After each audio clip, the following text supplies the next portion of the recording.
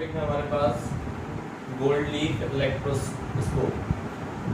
अब gold leaf electroscope क्या होता है इसको समझ लीजिए आप लोग। It is a very sensitive device which is used to detect the charge on the body. ये एक सेंसिटिव डिवाइस है जिससे हम किसी भी एक बॉडी पर चार्ज डिटेक्ट करते हैं। जनरली जो हमारे पास रॉड अगर हमारे पास है तो उस पर कौन सा चार्ज है इसको हम डिटेक्ट किया जा सकता है, इससे हम इसको हम डिटेक्ट करते हैं। इसको यूज क्या है इसका वो हम देखने पहले तो एपराटस समझना है क्या क्या हो सकता है इसमें। ये एक एपराटस है जिसमें एक मेटल डिस्क ऊपर की तरफ लगी हुई है जिसको हम कोई चार्ज इंड्यूस करवा सकते हैं या फिर हम उस पर कंडक्ट भी करवा सकते हैं।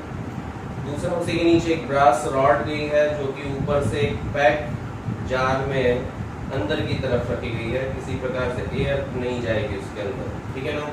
सबसे नीचे लास्ट में जाके उसमें एक गोल्ड लीफ है। ये पूरा का पूरा एक ग्लास चैम्बर है या ग्लास जार है। ये ग्लास जार है जिसके अंदर इसको हमने पूरा अरेंजमेंट किया है जिससे हमें ये समझ में आया कि जो गोल्ड लीफ है बहुत पतली लीफ्स हैं। अगर आप गोल्ड को, यहाँ जरूरी नहीं है कि गोल्ड कोई भी मेटलिक लीफ भी हो सकती है, लेकिन गोल्ड हम यहाँ पर ले रहे हैं और बहुत पतली से पतली हम उसको बनाकर और यहाँ पर लटका दिए जिससे अगर थोड़ा बहुत भी इंड्यूस चार्ज आए तो इसमें डिफ्लेक्शन आए। अब इस पूरी प्रोसेस को हम समझ लेते हैं किस तरह से ये डिफ्लेक्शन आता होगा। मान लो हमने एक ग्लास रॉड लिया और ग्लास रॉड को किसी एक सिल्क के कपड़े से रब किया, तो ध्यान रखिएगा जब भी किसी एक ग्लास रॉड को अगर आप एक सिल्क के कपड़े पर अगर रबिंग करोगे तो उस ग्लास रॉड पर एक सिल्क का कपड़ा है यहाँ पर हमारे पास और उस पर हमने इस ग्लास रॉड को रब किया। अब जैसे हमने उसको रब किया तो ग्लास रॉड पर से इलेक्ट्रॉन निकलते हैं और सिल्क के कपड़े पे चले जाते हैं। तो सिल्क के कपड़े पे कौन सा चार्ज आ जाता है, नेगेटिव, और ग्लास रॉड पर जो चार्ज आता होगा वो कौन सा चार्ज आ जाता होगा, पॉजिटिव चार्ज आ जाता होगा। अब अगर किसी ग्लास रॉड को हम ले जाकर इलेक्ट्रोस्कोप के पास रखें और ये समझें कि उसमें क्या पॉसिबिलिटी बन रही है, इलेक्ट्रोस्कोप पर उसका क्या असर आता है। आप ग्लास रॉड या एबोनाइट रॉड कोई सी भी एक रॉड को यूज कर सकते हो। तो हमने देखा ये ग्लास रॉड पर जो चार्ज था वो कौन सा चार्ज था, पॉजिटिव चार्ज था। और जो पॉजिटिव चार्ज है उसको अगर हम यहाँ लेके गए हैं और हमने अभी इसको टच नहीं किया है, इसको मेटेलिक डिस्क को, तो जब हमने इसको टच नहीं किया है तो उस कंडीशन में क्या हुआ होगा, यहाँ पर हुआ होगा इंडक्शन। इंडक्शन की वजह से यहाँ से अगर हम देखें तो ये इलेक्ट्रॉनों को अपनी तरफ खींचेगा। तो एक अगर पॉजिटिव चार्ज है, जब इलेक्ट्रॉन खींचे जाएंगे तो यहाँ पर से इलेक्ट्रॉन इस सरफेस पे बनेंगे। अब जब इस सरफेस पे इलेक्ट्रॉन बने होंगे तो डेफिनेटली बगल वाले एटम से खींचे गए होंगे। जब बगल वाले एटम से खींचे होंगे तो बगल वाला एटम और इलेक्ट्रॉन खींचेगा। इंडक्शन वाला टॉपिक पढ़ लेना लास्ट लेक्चर में जो हमने किया था। तो इस तरह से इलेक्ट्रॉन खींचते जाएंगे तो फाइनली इलेक्ट्रॉन कहाँ से खींचेंगे, यहाँ से खींचेंगे। तो लास्ट में अगर हम ये बोलें कि इलेक्ट्रॉन अगर यहाँ से खींचे होंगे और अगर इस पर चार्ज रहा होगा तो फाइनली यहाँ पर कौन सा चार्ज आ गया होगा, पॉजिटिव चार्ज आ गया होगा।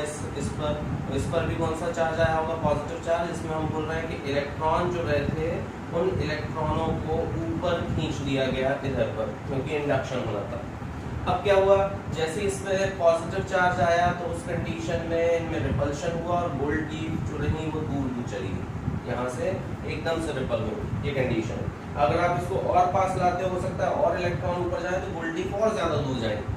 आप इसको दूर लेके चले जाते हो तो इलेक्ट्रॉन वापस लौटने लगेंगे जितना उसको पोटेंशियल को मैनेज कर पाएंगे और फिर वापस गोल्ड लीफ पास आने लगेगी। इन केस अगर आपने इसको टच कर दिया तो टच करने पे क्या होगा, ये इलेक्ट्रॉन उठ के पूरे के पूरे कहाँ जाने लगेंगे, इस पे जाने लगेंगे और इसको क्या कर देंगे, न्यूट्रलाइज कर देंगे इधर से। और कुछ चार्ज जो हो सकता है और ज्यादा इस पर आए जिसकी वजह से ये या तो बहुत ज्यादा दूर चले जाए या फिर हो सकता है पास में आए उस कंडीशन। इसका जस्ट अपोजिट आप ये भी कर सकते हो कि पॉजिटिव की जगह यहाँ पर कौन सा चार्ज होता है, नेगेटिव। जैसे अगर मान लो आपने एबोनाइट रॉड ली होता तो एबोनाइट रॉड पर भी यहाँ पर कौन सा चार्ज आ सकता था, नेगेटिव चार्ज आ सकता था। तो नेगेटिव चार्ज क्या करता है, अब यहाँ से नेगेटिव चार्ज इलेक्ट्रॉनों को रिपल करता है। तो यहाँ पर ऊपर पॉजिटिव चार्ज बनता तो नीचे की तरफ कौन सा चार्ज आ जाता, दोनों गोल्ड लीफ पर नेगेटिव चार्ज आ जाता।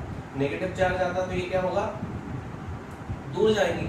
हम ये अंदाजा लगा सकते हैं कि दूर जाने पर उसको अगर यहाँ पर इस पे नेगेटिव चार्ज है तो ये दूर जा रहे हैं और दूर जाएगी तो फिर कंडीशन क्या बनेगी कि दूर जाने पर ये इधर एक इस तरह से रहेंगी। अगर आप एबोनाइट रॉड को पास या दूर जैसे जैसे शिफ्ट करोगे उस हिसाब से इसकी चार्ज बनेगी। फिर अगर आपने यहाँ से इसको टच कर दिया तो इलेक्ट्रॉन्स मूव करके कहाँ जाएंगे, नीचे की तरफ जाएंगे। नीचे जाने पर पूरा का पूरा वो इलेक्ट्रॉन यहाँ पर खत्म हो जाएंगे। इलेक्ट्रॉन जब नीचे की तरफ जाएंगे तो यहाँ पर चार्ज और बनेगा और ज़्यादा दूरी पे आ सकती है। ये इलेक्ट्रोस्कोप रहेगा जिसमें हमें एक प्रकार से चार्ज किस तरह से बन सकता है, कितना चार्ज बन सकता है उसका हम ये कैलकुलेट कर सकते हैं कि उस पर कितना चार्ज, किसी बॉडी पर कौन सा चार्ज है, ये इस पर पता किया जाता है।